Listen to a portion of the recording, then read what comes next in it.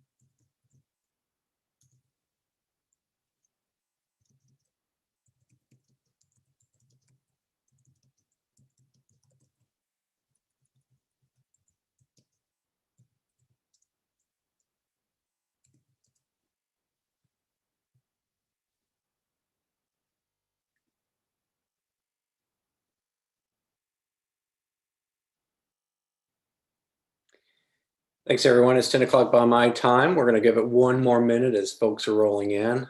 Thanks for your patience. And just note that if you have any trouble with technology today, I'll be posting a link to the live YouTube video, and you can join us there as well.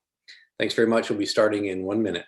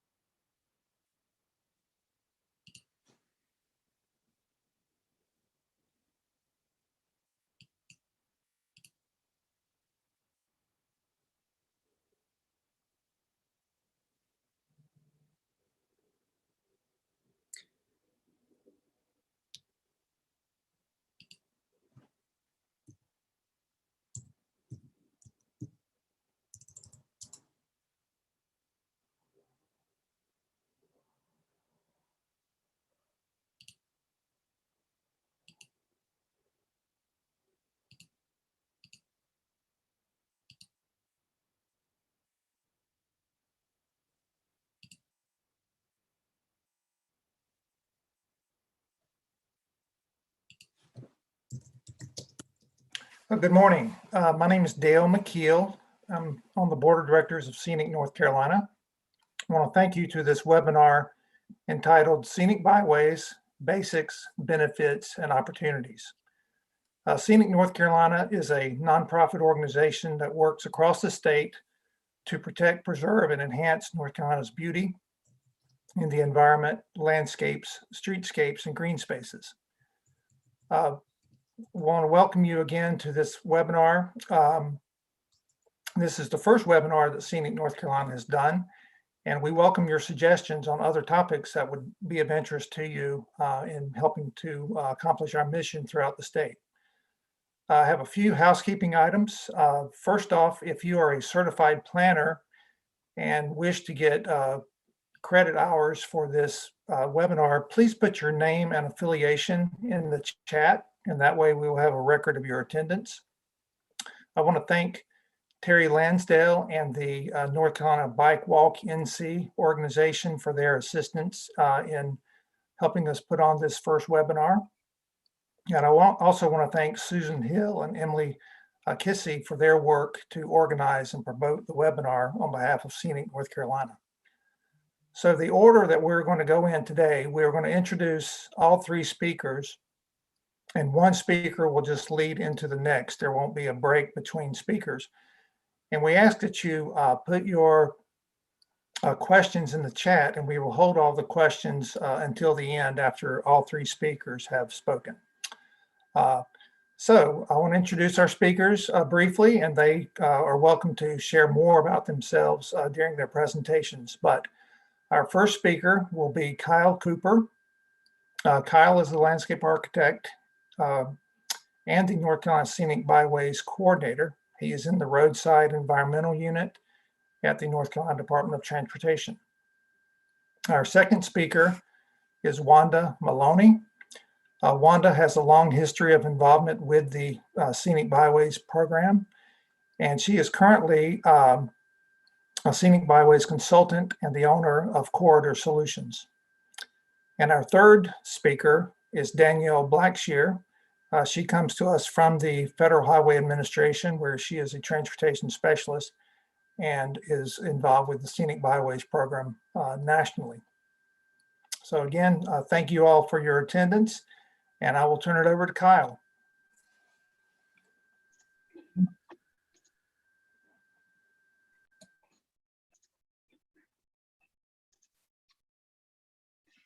Good morning, everyone. Like Dale said, I'm a licensed landscape architect in the state of North Carolina and the North Carolina Scenic Byways coordinator for the Department of Transportation. So just a little bit of background. From Alabama, went to Mississippi State University, and we moved up here almost 10 years ago. So I've been with the state about 7 years.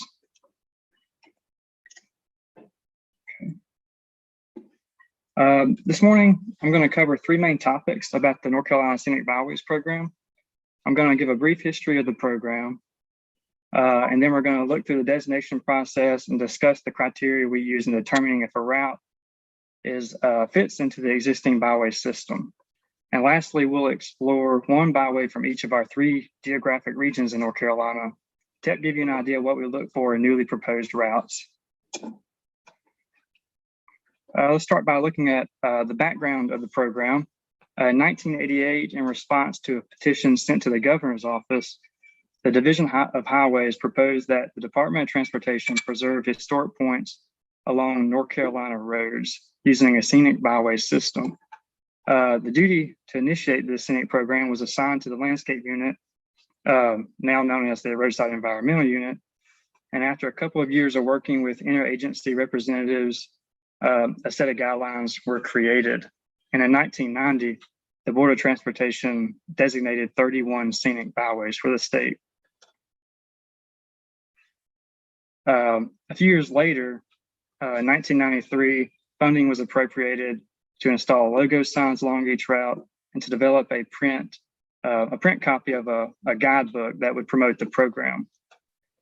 Currently, there are 61 designated North Carolina scenic byways ranging from Murphy to Ocracoke, and they range anywhere from 1.5 miles to 171 miles in length.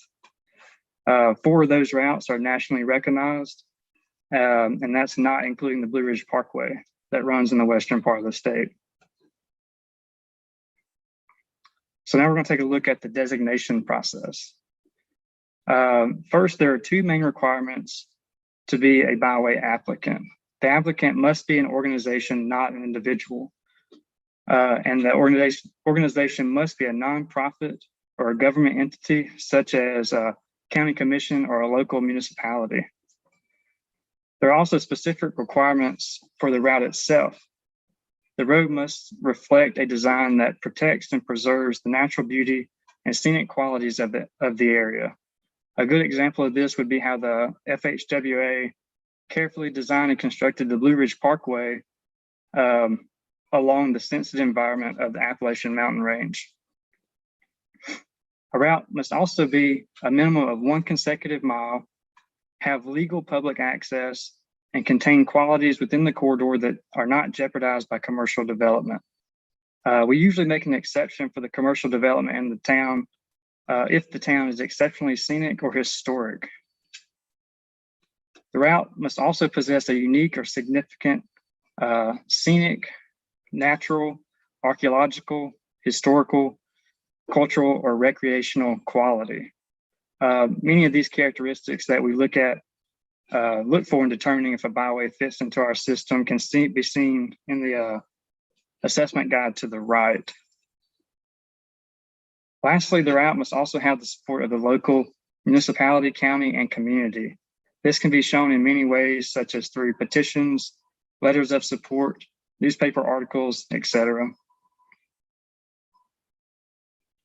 If an applicant believes they met the requirements in the previous slide, then they would need to contact our program to express interest in nominating a route for designation and request a study list application. Once the applicant has submitted the application to our office, we'll conduct field reviews using this assessment guide to determine if the route meets the minimum criteria to be placed on the study list. If the preliminary application meets all the requirements, we'll email the final application package and work with them throughout the process to develop a strong application. The final application must be completed and submitted to our office by August 31st in order to be placed on the Board of Transportation's agenda for that designation cycle. If the application is submitted after that date, they'll have to wait a full year before the next designation cycle. Once the application is submitted, the North Carolina Byways Program has until December 31st to review the application and make any final recommendations. This period also allows for the applicant to hold any public hearings that they see fit. Once the application has been reviewed, we'll prepare a written report and present the proposed route and our findings to the North Carolina Board of Transportation in the March board meeting. After the board has made a decision on the route and designation status, the Byways Program will send out an official letter to the applicant noting the board's decision. And if the byway is designated, the Byways Program will work with local NCDOT division offices to install signage on those routes.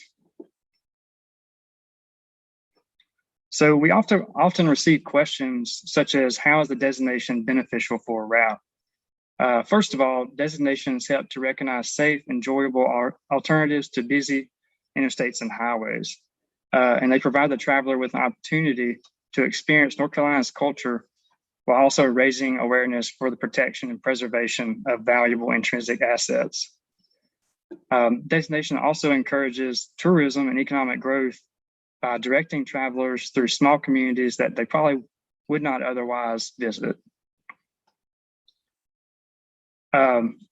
Designations also protect these corridors from the erection of new outdoor advertising, such as billboards, to prevent unreasonable distractions and promote safety along the routes. But this does not require the removal of existing outdoor advertising put in place prior to the designation. So what are some of the limitations of designation? A designation should not interfere with the operation and maintenance of public utilities and roads. It does not affect local land use or zoning regulations, and does not inhibit commercial development from being established along a route or prevent roadways from being widened or expanded as well. Although if new developments are detrimental to the intrinsic quality of the route, the applicant or our program can choose to de-designate the route or a section of the route. Now we're going to look briefly at a few of our most impactful byways. The first is Forest Heritage Scenic Byway, located in the heart of the Blue Ridge Mountains. This byway begins at the intersection of US 276 and US 64, as you can see on the map to the right, about midway down, and travels through the Pisgah National Forest to Woodrow, and then reverses course and follows NC 215 back down to US 64 in Rossman. At almost 65 miles in length, this byway allows travelers to explore some of North Carolina's richest forest lands by winding their way up and over the Blue Ridge Mountains, through the Pisgah National Forest, and along the French River Valley. Throughout the drive, visitors will encounter cascading waterfalls, such as the ones you can see in the pictures.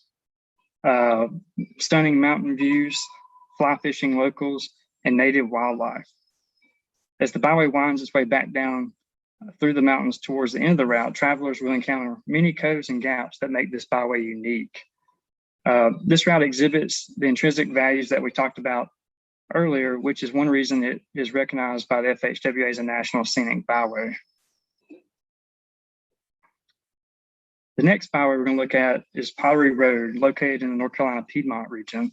It journeys from North Carolina's Sandhills near Pinehurst through the farmlands of the lower Piedmont region to Seagrove, an area known worldwide for beautiful pottery.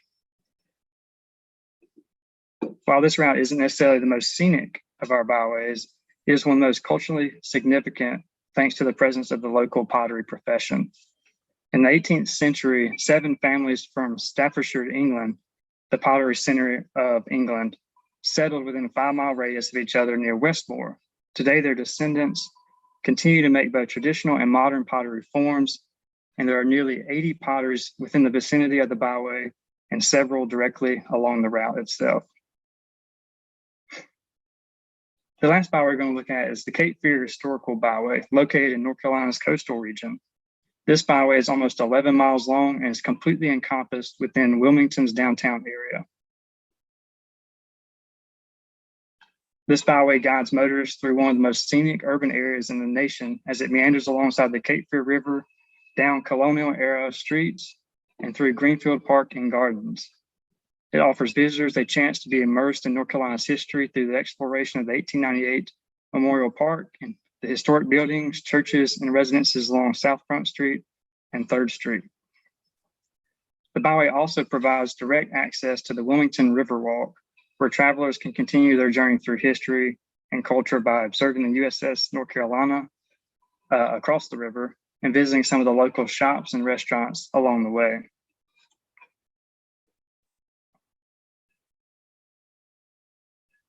That concludes my presentation on the North Carolina Scenic Byway Program.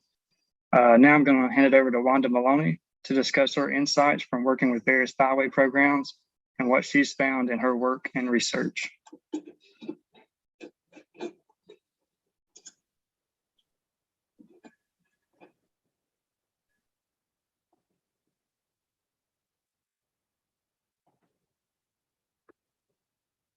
Thank you, Kyle, and thank you, Scenic North Carolina, for inviting me today. My name is Wanda Maloney, and I'm a Scenic Byway consultant. Now, before you type into the chat box, is that a real job? Let me explain. I started working with byways about 20 years ago in a role similar to Kyle's with a state program. I also worked at the national level with the America's Byways Resource Center, providing training and technical assistance to byways across the country. About 15 years ago, I started Quarter Solutions, and now I work still with state programs on policy and implementation, but also with byways developing quarter management plans, visual assessments and visitor experience assessments, and also helping to develop state designation applications and also national applications as well. So my goal today is to sort of broaden the scope of the discussion to talk about how the North Carolina Scenic Byways Program compares to other states, and also to take a few minutes to talk about what we know about byway travelers and tourism.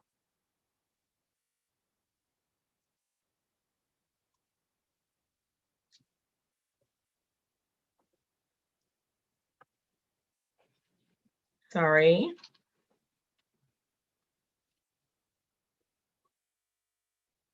Thank you.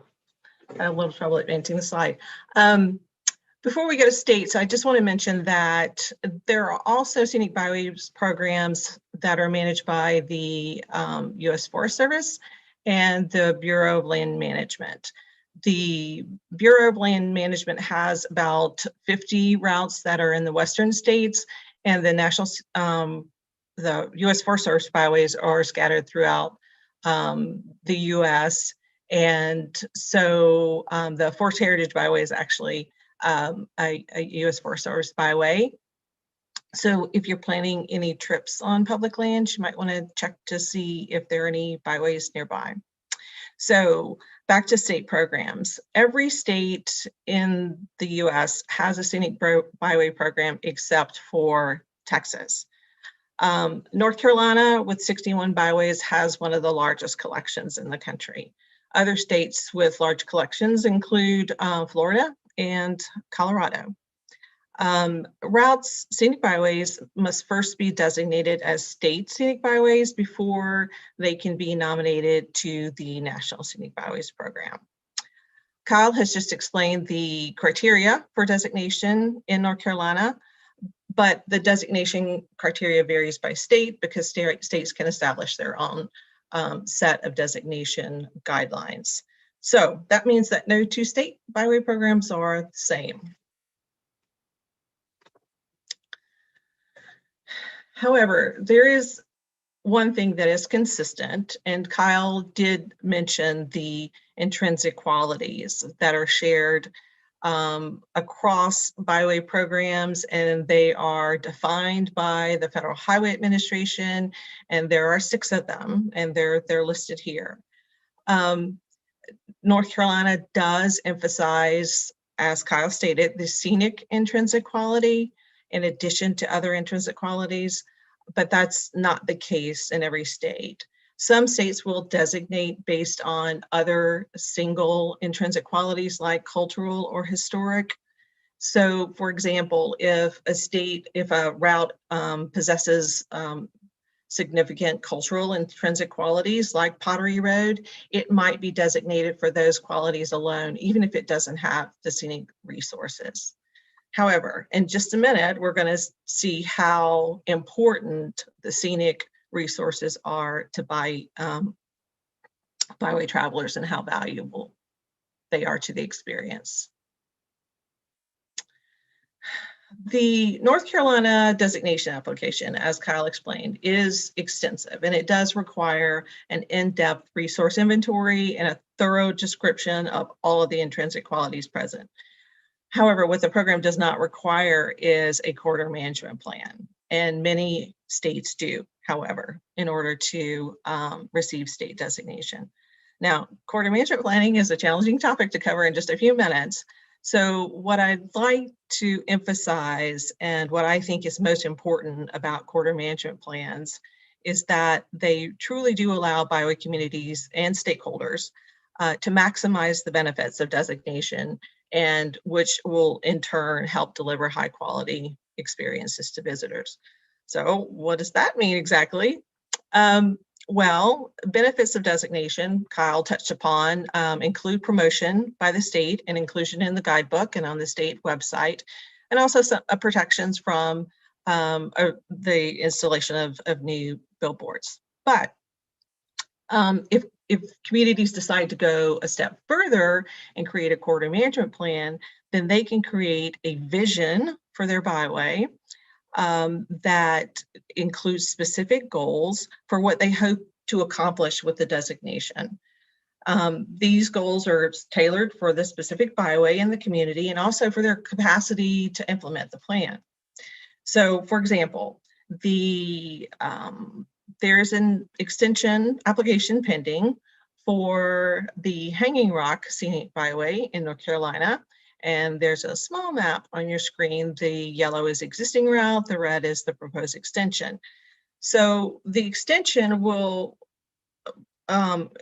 include Pilot Mountain State Park as well as Hanging Rock State Park on the route. So as most of you are aware, in North Carolina state parks and in other states as well, a demand in the high season at state parks often exceeds capacity. So a draft corridor management plan has been developed for this extended corridor. And one of the primary goals is to use the byway designation to disperse visitors from the state park into the byway corridor, where they can find additional scenic, recreational, and cultural resources in communities outside the parks that have capacity and who will also benefit from additional tourism spending. So the corridor management plan identifies what the information needs are and also the strategies that will encourage visitors to access the recreation at additional sites, specifically in this case along the Dan River, Ararat River, and then also visit restaurants and museums and shops in Mount Airy and Danbury and the town of Pilot Mountain. So this is a very specific example, but corridor management plans generally have goals that are related to resource protection, visitor experience, as well as marketing and promotion. The CMPs assign responsibility for who will lead certain goals and tasks, also timelines in some cases, and cost estimates and sources of funding for identified projects. Corridor management plans generally need to be updated about every 5 years.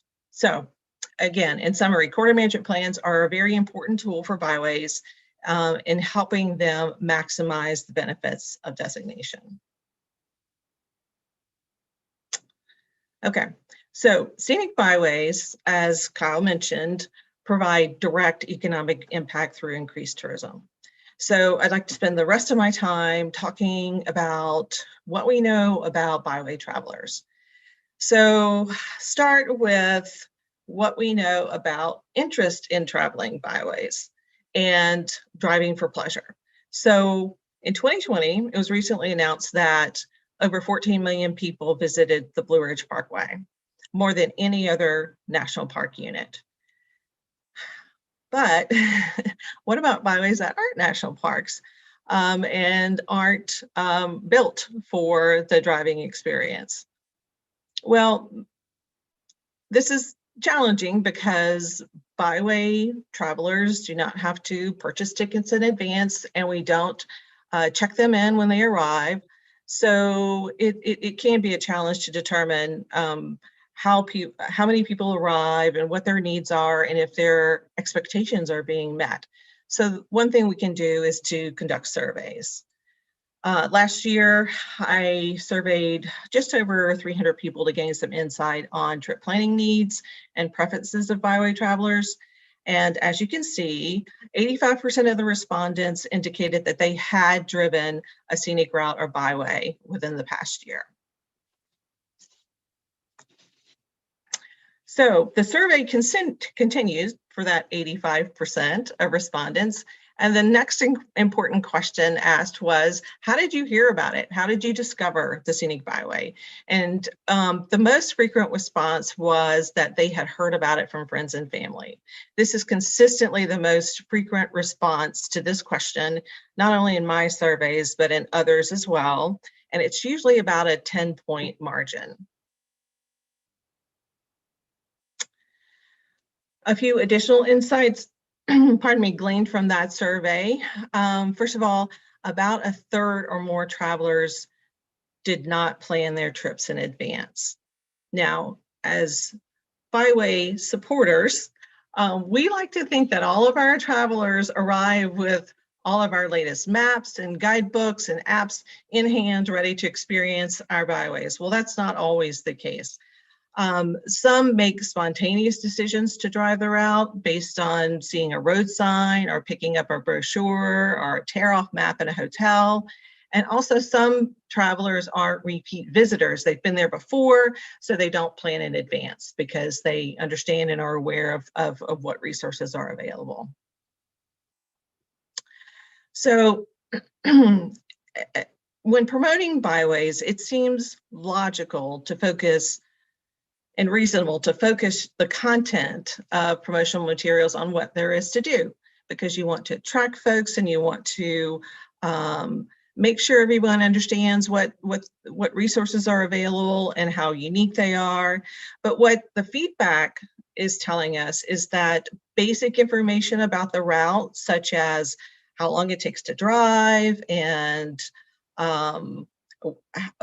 where restrooms are available and gas, that type of information is equally important when they're making decisions about whether or not they're going to travel the byway. And just a few minutes ago, I talked about how North Carolina requires and emphasizes the presence of scenic intrinsic qualities on byways. Well, this is where it pays off.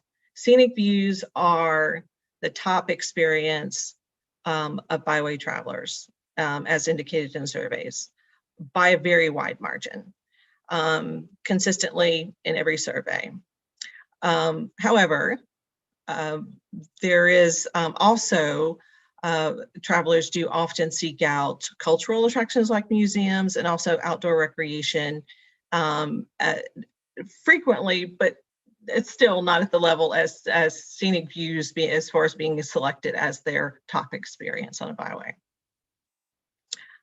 Finally, as I mentioned earlier, byways are heavily supported by word of mouth advertising. Most survey respondents recommended the drive to friends and family after the trip.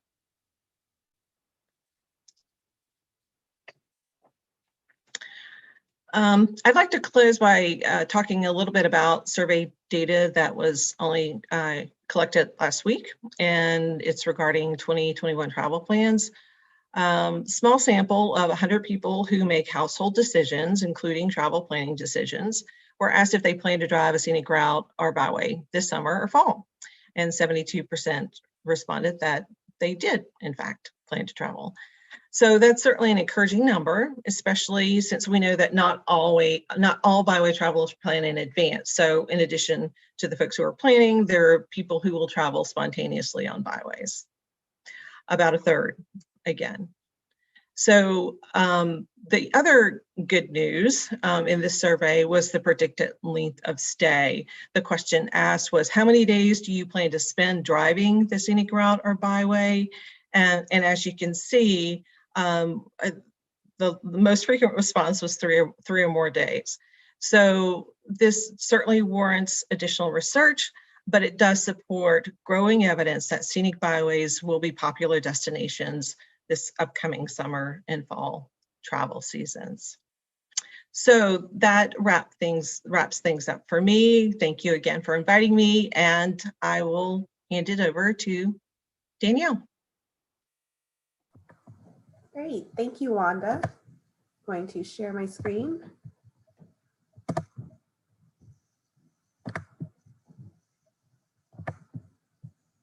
All right, hopefully y'all can see that. So my name is Danielle Blackshear. I'm with the Federal Highway Administration, and I'm going to be talking about our National Scenic Byways Program.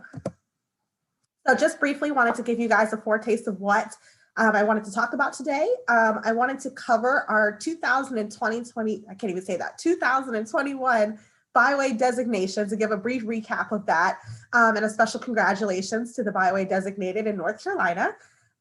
Give you a quick update on our America's Byways Travelers website that many of you all are likely familiar with. We're also in the process of developing a designations booklet to recognize and honor our 2021 designees. Talk a little bit about logo requests for using the America's Byways logo, as well as signing along the byway. And then talk about National Scenic Byways grant funding. So I know a lot of you guys are interested in that, as you've probably heard that there's a $16 million that's going to be coming down the pike soon. And then I have open discussion and questions, but I know we're going to go to a Q&A period later, so we can save that for the end. Okay, so just as I mentioned, my name is Danielle, and I lead our National Scenic Byways program here at our Federal Highway headquarters. And among my team are Wesley Blunt, Fleming Elamine, and Stefan Natsky, who are not here today, but sent their well wishes and appreciated this opportunity to present to you all today. So just as a general recap, per the Reviving America's Scenic Byways Act of 2019, the Federal Highway Administration conducted a one-time solicitation of nominations for designation to America's Byway. And I know that that's a mouthful, but America's Byways is essentially the larger collection of all American roads and national scenic byways. And we received 63 nomination applications. And that was very exciting, given that our last round of designations occurred back in 2009. So quite a bit of a hiatus. We received we actually designated 49 new byways across 28 states. And this included 15 all-American roads and 34 national scenic byways. And just for folks that aren't really familiar with the differences in the two designations, the All-American Road designation is our, I don't really want to say higher designation, but maybe I'll say more prestigious designation. And as Wanda and Kyle talked about intrinsic qualities, the byway has to demonstrate 2 intrinsic qualities at the national level and I guess justify that the road itself is a destination unto itself. So the primary reason for driving that road is to actually enjoy the road and the various qualities that you can find along the byway. There's also National Scenic Byways designation, and applicants have to justify that the byway or demonstrate that the byway demonstrates an intrinsic quality, at least one intrinsic quality from the regional perspective, meaning that it encompasses 2 or more states. And so just as a little bit more statistics for you guys, these 49 designations included 13 multi-jurisdictional byways, which means that the byway crosses more than one state, more than one tribe, or more than one federal land management agency, or a combination of the 3. There was 1 extension to an existing byway, so this lengthened the byway. And then there were 10 upgrades from National Scenic Byway designation to All-American Road designation. And then just wanted to shout out Nebraska and Rhode Island. They received their first America's Byways designation, so now they're part of the group. And overall, with these new 49 designations, we added the total collection of America's Byways is now 184 byways across 48 states. So super exciting for this news. And again, just wanted to show you guys a quick map so that you can see the distribution of the 2021 byways, mostly located towards the middle of the country, going towards the East Coast. But overall, it was nice to see many of our states represented across the nation. And then just wanted to give a special shout out to North Carolina. They actually submitted a multi-jurisdictional or multi-state application with Tennessee for the Newfound Gap Road Byway and received All-American Road designation on the very first try. So that is a great honor. Just wanted to thank Kyle for his work and assistance as the state coordinator and helping to get that application in. And just again, congratulations to the local byway community for getting this byway designated. I live in Virginia, so I'm actually looking forward to at some point getting out on the road and traveling this byway since it's not that far away. It's my hope that I can get out on several of our byways soon. But again, just congratulations to you all for that effort. And then the Reviving America's Scenic Byways Act did require us to post the list of designated byways on our website. So this is a screen share of our designations tab, which is part of the National Scenic Byways Program website. And the link to that is below on the screen. And don't worry about frantically writing this down. I will make sure that you guys have a copy, excuse me, of this presentation following today's webinar, so you all can get information about our 2021 byways, as well as the collection of all 184 byways. They are listed at the, I don't know if you can see my mouse moving, but at this link below, and we have HTML and PDF copies available, and they are 508 compliant for anyone who has special needs accessing these websites. So just wanted to shift gears a little bit. So I just showed you all our National Scenic Byways Program website, which includes a lot of programmatic related information and contact information for our designations and nominations process. But as I mentioned earlier, the America's Byways website is our travelers website. And so that's the more public facing for people to see a profile of each of the previously designated 150 byways that were designated up until 2009. And this website includes, like I said, a brief profile on each byway. It has photos, maps, contact information. The challenge with this is it was originally maintained by a third party contract that was outside of federal highway. And so in 2012, when funding for the National Scenic Byways program ended, we transferred this website back to federal highway. So my team does not actually have management of this website is actually managed by a contract through our IT department. And so, as many of you guys have noticed, from 2009 until now, a lot of this information is out of date. And of course, it does not include our newly designated 49 byways.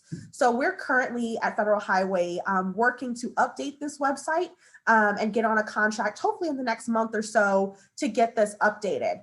Our primary goal is to add the 49 new byways to make sure that we can bring that collection up to the 184 byways.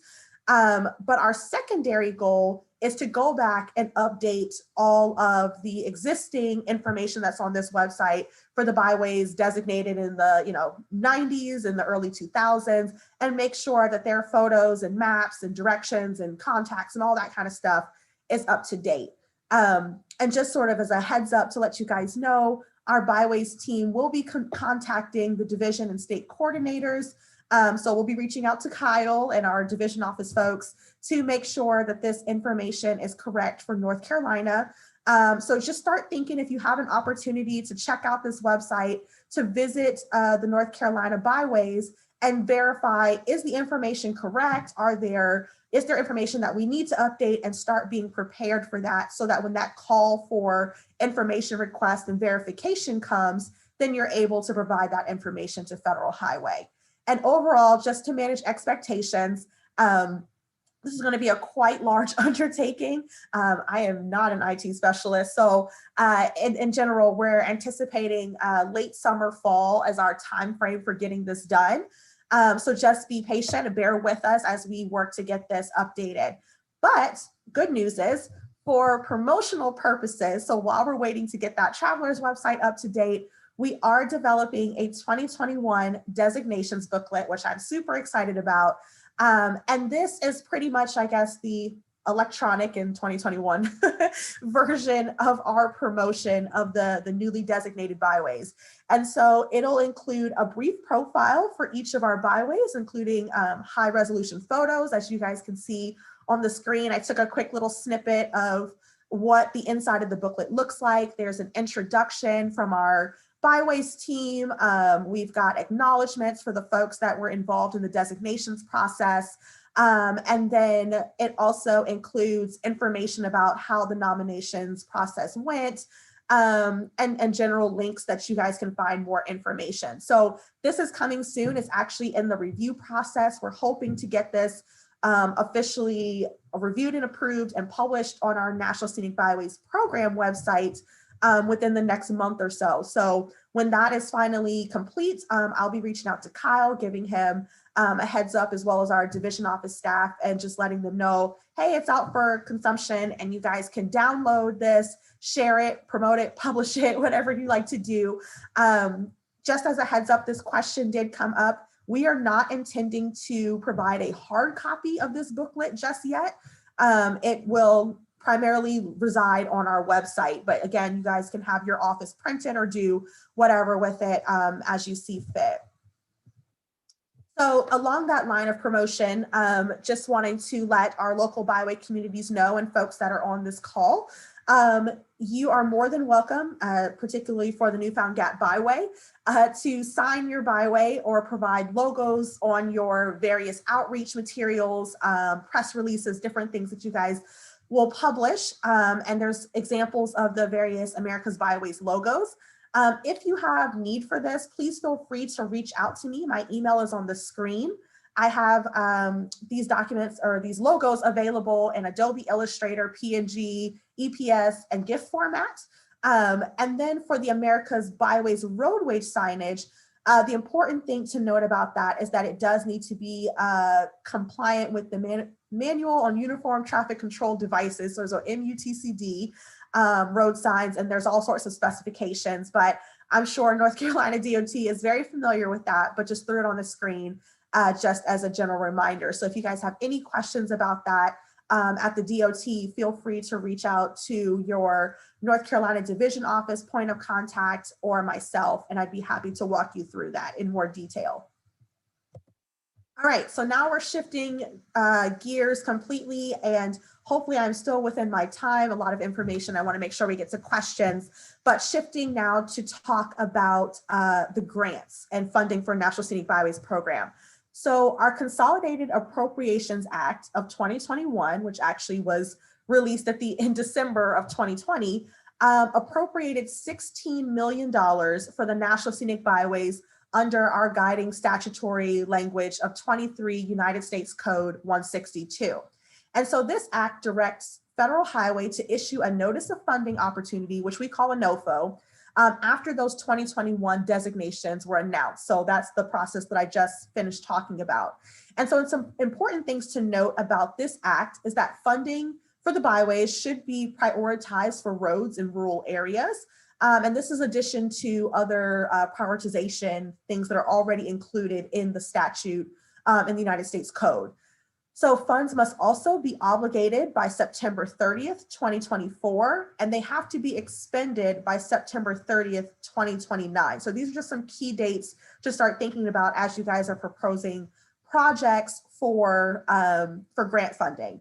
And then the second part of this, in addition to funding projects, the Consolidated Appropriations Act also directs Federal Highway to study economic benefits of scenic byways. So Wanda, some of that information that you gave, we will definitely be reaching out to you because that's very valuable to understand what are some of the benefits of byways and how they can contribute to local economies. So just a little bit more, as I mentioned, 23 USC 162B establishes the grants and technical assistance portion of the National Scenic Byways Program, and it makes funding available to states and Indian tribes. So I just want to take a second to pause there because as you all heard earlier in the presentations, there's also Federal Land Management Agency byways. However, they're not eligible for this funding. Our National Scenic Byways grant funding is specifically made available to states and Indian tribes. And there's two separate activities underneath this that they are able to apply for funding for. So the first is to implement eligible projects on highways designated as National Scenic Byways, All American Roads, America's Byways, State Scenic Byways, or Indian Tribe Scenic Byways. So I've had the question come up several times about whether the designated byways at the national level are the only ones that are eligible for this funding or the eligible type of byways. And the answer to that is no. So state scenic byways and Indian tribe scenic byways also qualify for funding, which is very exciting. So if you did not receive, if there were other byways in North Carolina or even for the other states that might be participating in this call, I know that Florida is going to be online today.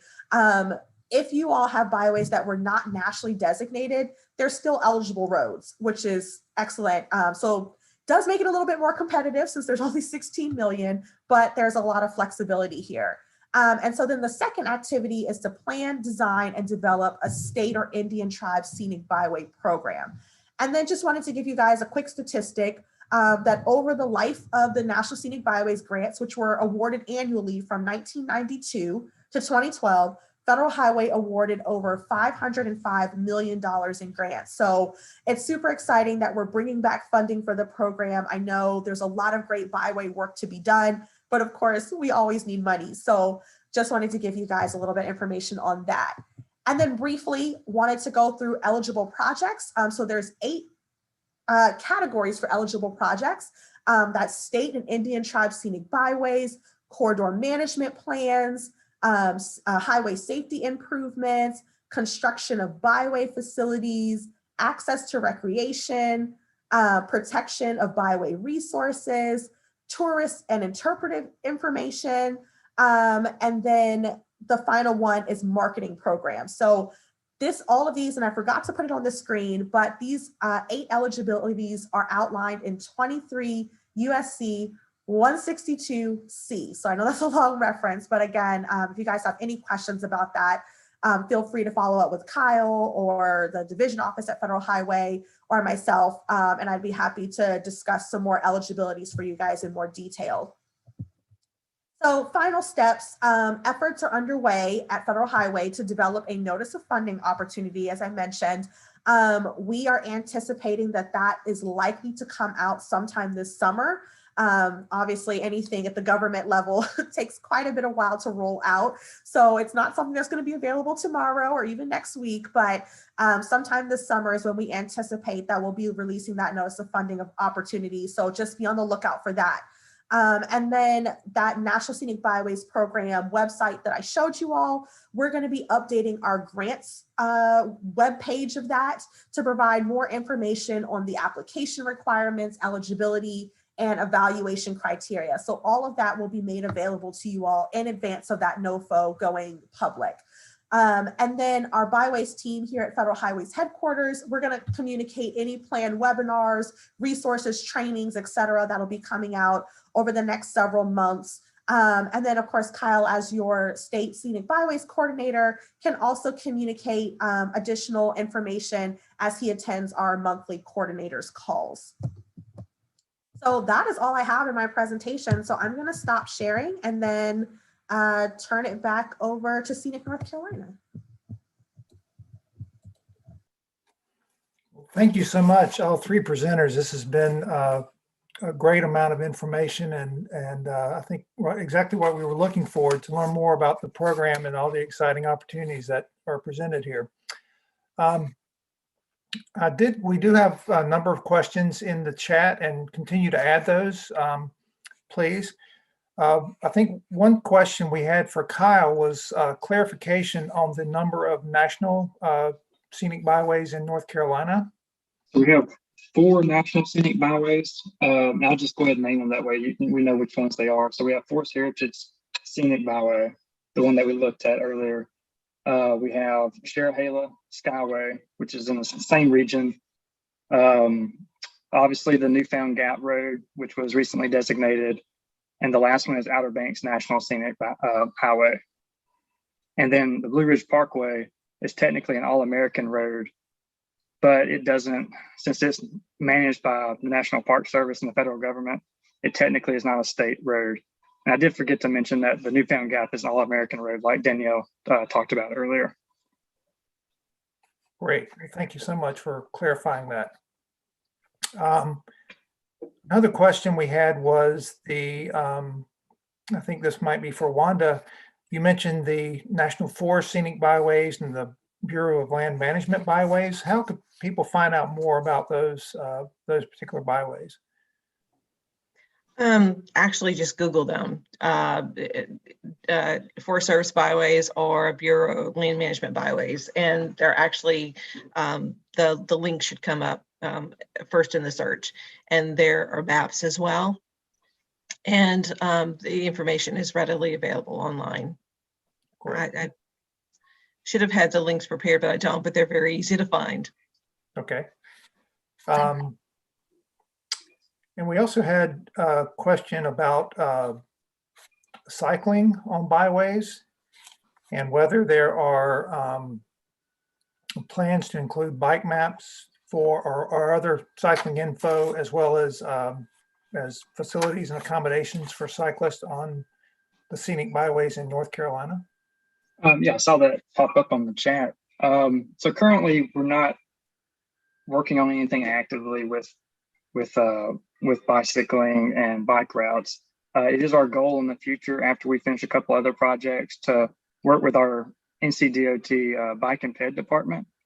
They have all the maps and they control what routes are considered bikeways, and our plan is to work with them and try to develop, kind of merge our GIS maps that are available to the public and work with them and figure out how we can integrate the byways program with the bike and ped program as well. But it's just, there's nothing currently going on with that. Great. Well, based on our questions, it seems like that's an area of great interest for some of our cyclists. So thank you for your work on that. There was also a question about clarifying the definition of a byway versus a highway.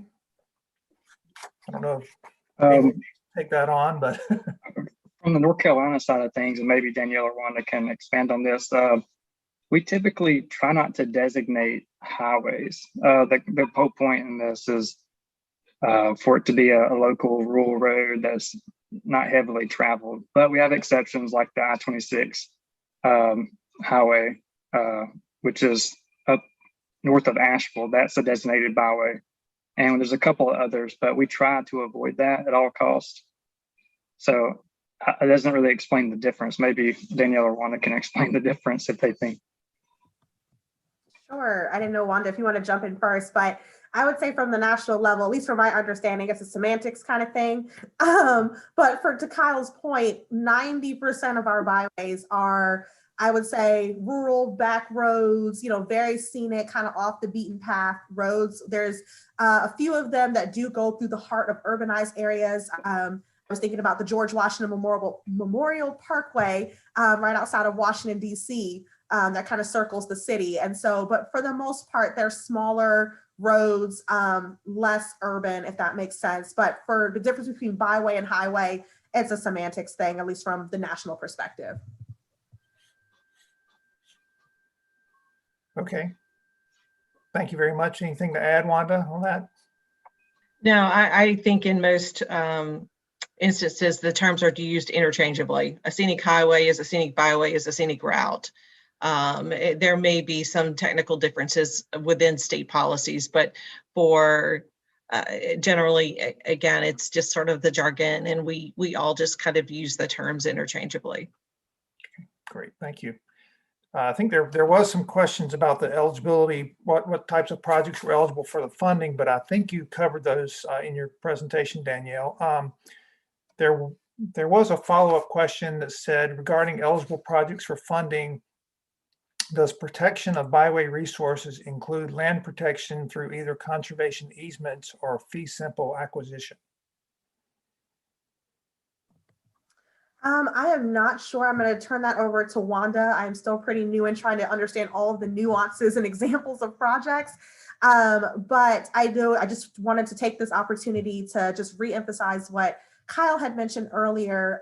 One of our strongest protections that we do have from the national perspective is allowing against viewshed, or I would say viewshed protections through our control of outdoor advertising. So that's one strong protection that we do have. But as far as conservation easements and things of that sort, off the top of my head, I'm going to say I don't know that we necessarily provide funding to pay for that, but I'm going to turn it over to Wanda as a former member of our Byways Resource Center who may have a little bit more historic knowledge in that. Historically, yes, it is an eligible project, both the easement and the purchase. However, not common projects to be funded, mostly because of the price tag that's involved, and particularly looking at the next round of funding with 16 million nationwide. I think it might be limited, but again, I wouldn't discourage anyone, but there are examples of those types of projects that have been funded in the past. Thank you, Wanda. I appreciate that.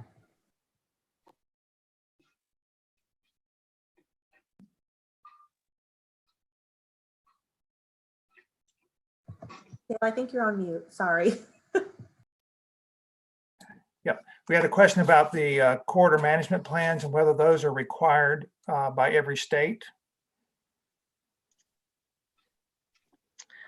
Yeah, I'll let you take it, Wanda, because you work with more states than I do.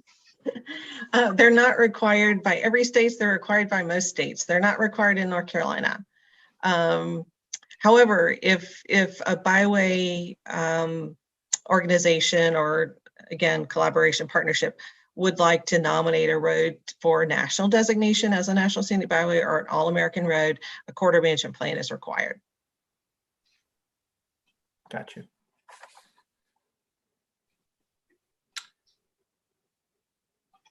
Another question we had was about the, so many of us are using apps these days for travel resources. Are there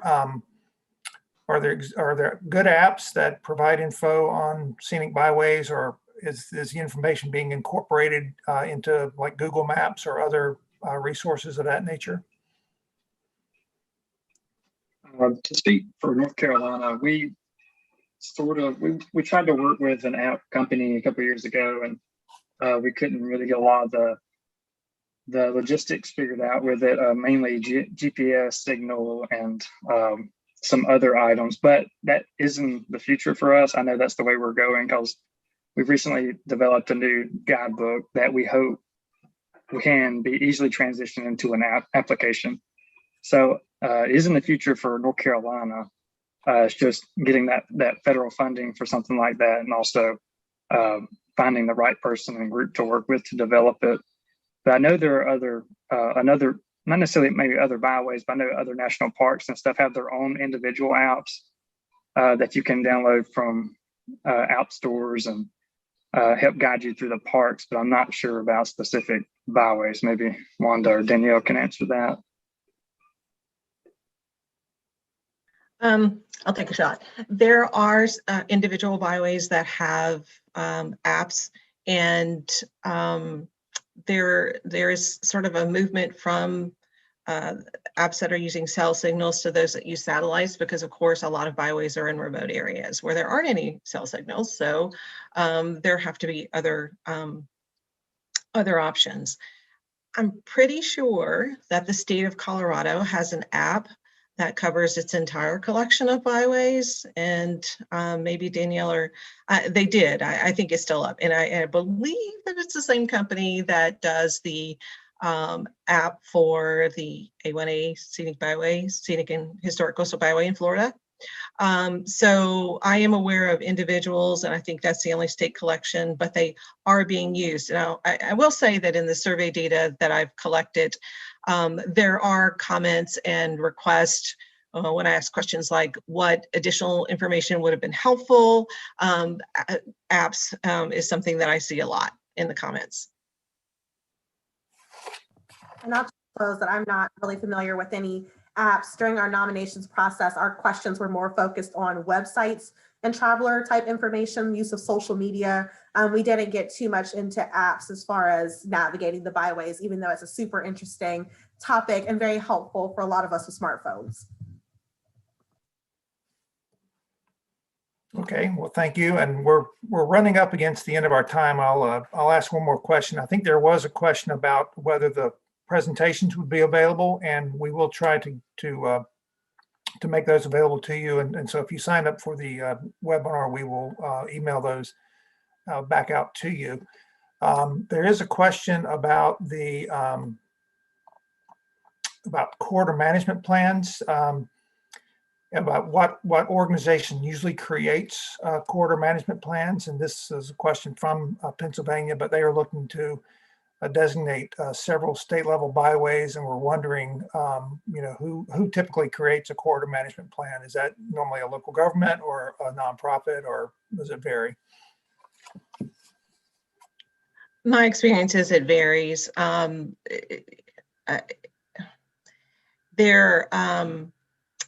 it could be, and a lot of it is going to depend on what the state program looks like. Some states require actual collaborations or partners to organize themselves as a byway organization, and then they become responsible for creating the plan.